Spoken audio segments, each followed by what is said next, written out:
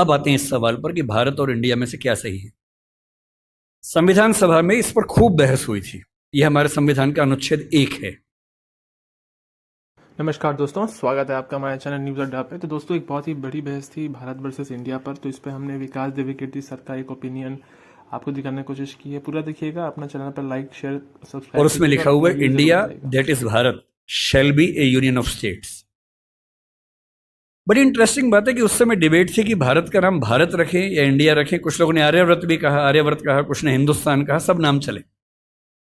अंत में सहमति बनी कि नहीं, भारत और इंडिया ही ठीक है।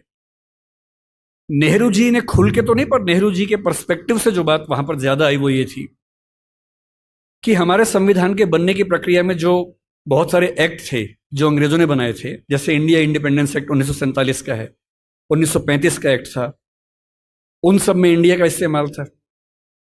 उस समय के भारत की तरफ से जो समझौते अंतर्राष्ट्रीय थे उन सब में इंडिया नाम था।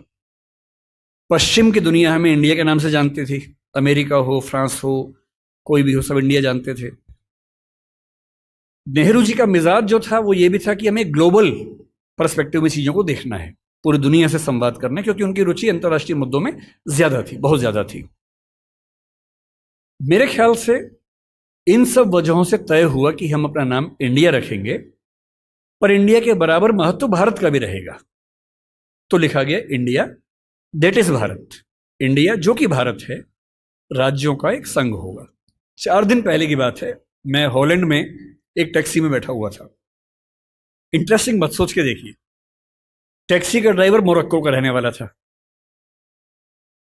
उसको जैसे ही पता लगा मैं भारत से हूं, उसने मुझसे यही सवाल पूछा। उसने कहा कि यू आर फ्रॉम इंडिया? मैंने कहा yes. We are listing to a debate India और Bharat, what do you think? मैं बड़ा चकित कि ये मोरक्को का आदमी हॉलैंड में रहता है, इसके मन में ये सवाल आ रहा है। तो मैंने कहा कि ये तो राजनीतिक कारणों से हुआ है, लेकिन बात अपने आप में सही है। मैंने कहा जैसे बॉम्बे मुंबई हुआ, मुझे खुशी हुई, क्योंकि मुंबई की आबादी के लिए मुंबई में जो मजा है वो बॉम्बे में नहीं है। बॉम्बे तो अंग्रेजों ने नाम दिया था। कोलकाता को कैलकाटा अंग्रेजों ने किया, तो बंगाल के लोगों ने कोलकाता कर दिया उसको। दिल्ली को दिल्ली के लोगों ने दिल्ली कर दिया, दिल्ली ही बना के रखा हुआ है, DILLI। ये होना चाहिए। काहे के दिल्ली भाई, हम क्यों दिल्ली बोलेंगे दिल्ली को?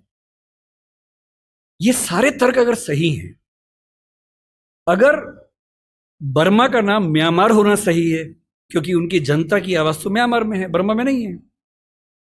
श्रीलंका और सीलोन की डिबेट में वो अपने आप को सीलोन ना मानना चाहे, श्रीलंका मानना चाहें, क्योंकि उनकी भाषा श्रीलंका बोलती है। तो मेरे मन में सवाल बड़ा साफ आता है कि भारत इंडिया क्यों होना चाहिए।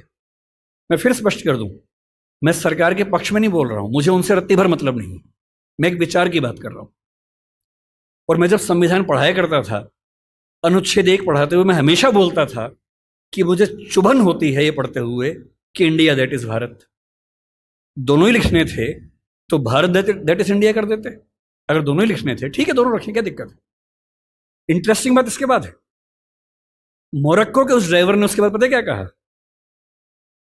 हिंदी में अगर बताऊं, बोले अच्छा अच्छा ये मामला है, अब समझ में आया। फिर बोले कि बड़ी इंटरेस्टिंग बात है, हमारा नाम मोरक्को पड़ गया फ्रेंच लोगों की वजह से।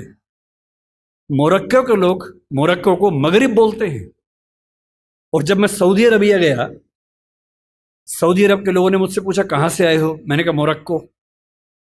उन्होंने इस भाव से देखा कि मैं पागल हूं, बोले नहीं, मगरिब से आए हो। अगर मगरिब की आबादी खुद को मगरिब कह के खुश है, तो उसे फ्रेंच लोगों की वजह से मोरक्को क्यों कहा जाए?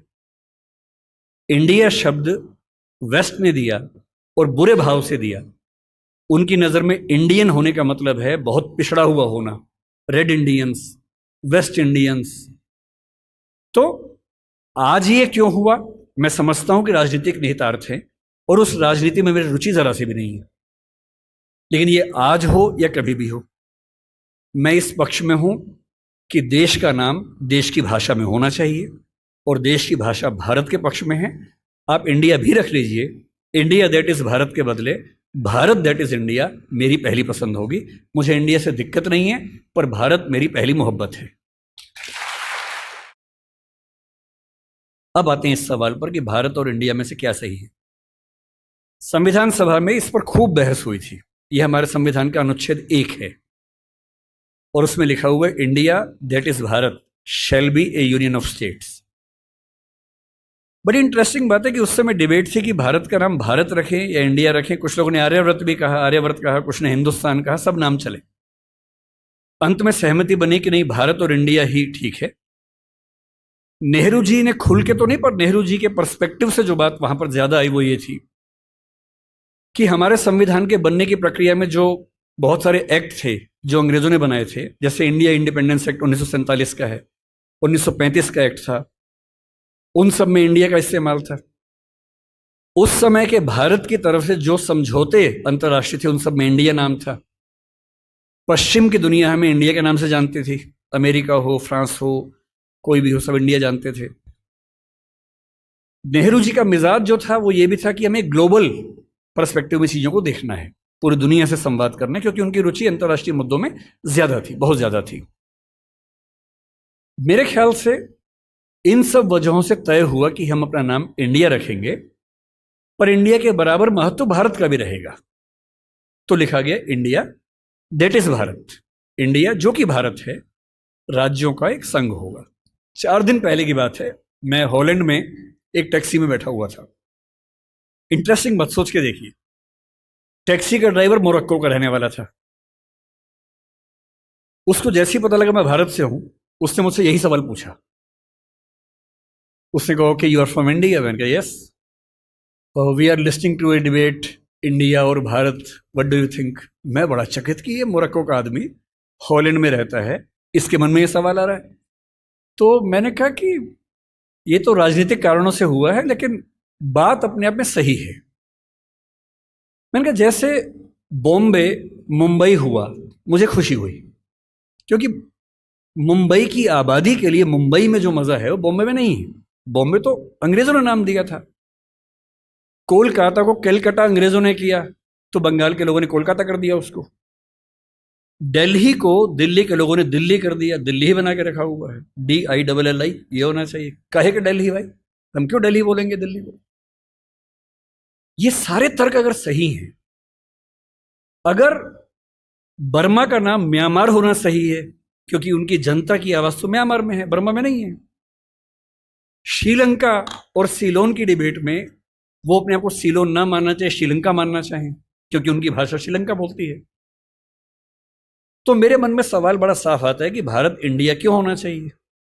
मैं फिर स्पष्ट कर दूं, मैं सरकार के पक्ष में नहीं बोल रहा हूं, मुझे उनसे रत्ती भर मतलब नहीं, मैं एक विचार की बात कर रहा हूं। और मैं जब संविधान पढ़ाया करता था, अनुच्छेद 1 पढ़ाते हुए मैं हमेशा बोलता था कि मुझे चुभन होती है ये पढ़ते हुए कि इंडिया दैट इज भारत। दोनों ही लिखने थे तो भारत दैट इज इंडिया कर देते। अगर दोनों ही लिखने थे, ठीक है, दोनों रखें, क्या दिक्कत है। इंटरेस्टिंग बात इसके बाद है, मोरक्को के उस ड्राइवर ने उसके बाद पता है क्या कहा, हिंदी में अगर बताऊं, बोले अच्छा अच्छा ये मामला है, अब समझ में आया। फिर बोले कि बड़ी इंटरेस्टिंग बात है, हमारा नाम मोरक्को पड़ गया फ्रेंच लोगों की वजह से। मोरक्को के लोग मोरक्को को मगरिब बोलते हैं। और जब मैं सऊदी अरबिया गया, सऊदी अरब के लोगों ने मुझसे पूछा कहां से आए हो, मैंने कहा मोरक्को। उन्होंने इस भाव से देखा कि मैं पागल हूं, बोले नहीं, मगरिब से आए हो। अगर मगरिब की आबादी खुद को मगरिब कह के खुश है, तो उसे फ्रेंच लोगों की वजह से मोरक्को क्यों कहा जाए? इंडिया शब्द वेस्ट ने दिया और बुरे भाव से दिया। उनकी नजर में इंडियन होने का मतलब है बहुत पिछड़ा हुआ होना, रेड इंडियंस, वेस्ट इंडियंस। तो आज ये क्यों हुआ? मैं समझता हूं कि राजनीतिक निहितार्थ है और उस राजनीति में मेरी रुचि जरा सी भी नहीं है, लेकिन ये आज हो या कभी भी हो, मैं इस पक्ष में हूं कि देश का नाम देश की भाषा में होना चाहिए और देश की भाषा भारत के पक्ष में है। आप इंडिया भी रख लीजिए, इंडिया दैट इज भारत के बदले भारत दैट इज इंडिया मेरी पहली पसंद होगी। मुझे इंडिया से दिक्कत नहीं है, पर भारत मेरी पहली मोहब्बत है।